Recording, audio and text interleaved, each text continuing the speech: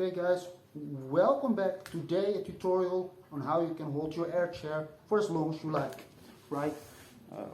If you want to do air chair spins, air chair hops, this is of course very handy.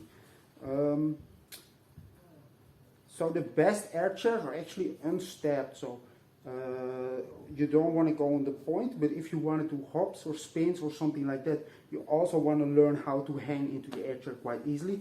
And as a beginner, this is way easier than jumping and holding your air chair for a long time, right? Because you need killer abs for that, and you need really good flexibility to get so deep in your air chair and actually hold that. So let's get into it, guys. So I already did a tutorial on air chair. What I said was pretty much I'll gloss it down because it's a very simple concept. Get the side freeze like this, right? Get the honk 10 or halo freeze with the hand to the back, same concept. And then all you have to do is lean back to go into the air chair. So if you can do those two moves, you can pretty much always air chair. So take a look, I'll go into that freeze right here, keep my legs up, lean back, and there's an air chair, right? So if you cannot air chair, I think that's a very easy way to practice. You can basically look at this tutorial or look at any tutorials. But there are of course many ways to practice this move. But that's one easy way to start getting it, right? But I assume you sort of get the air chair already and now want to hold it for a very long time.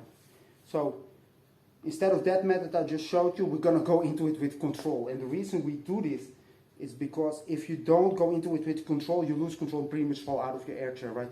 Try to go into it slowly. So we do this from the front of the sixth step, fingers pointing to the back, leaning back, pulling legs in to get into the air chair.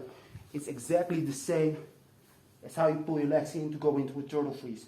You shift the weight. So that's a very easy and controlled weight.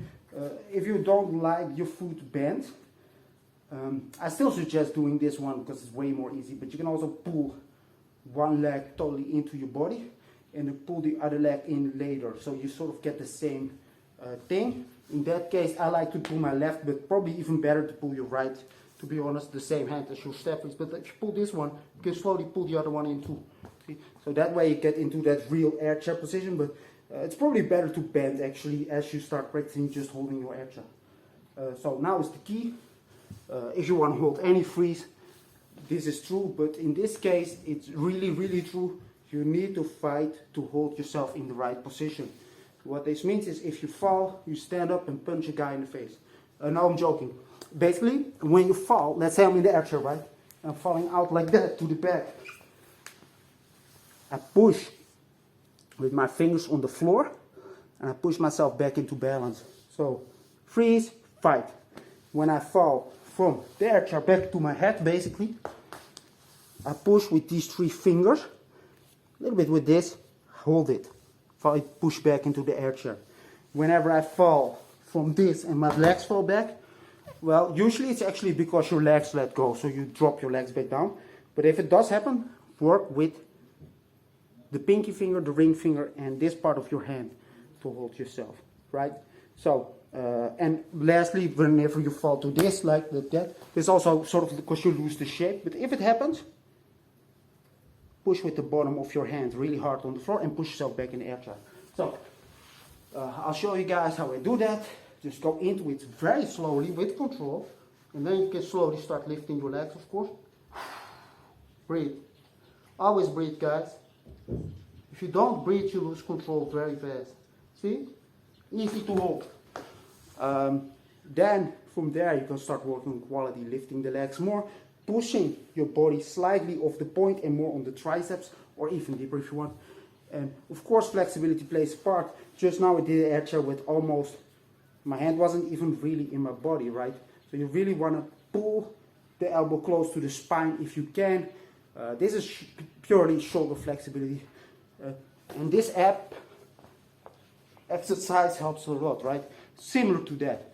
Basically, a good air chair, you should practice this hold, but you should also sort of practice, you know, just pushing yourself up into the air chair and really collapsing those legs into yourself, because that's also something you want to learn. Sort of both, you want to learn both. And then to hold that one, you really need killer abs and be strong in the hand. But this will come later, right? And if you want to do air chair spins or air chair hops, you sort of need to be able to hold that freeze.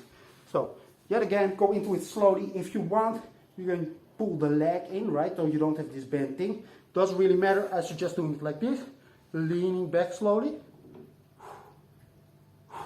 Breathe. Don't forget to breathe.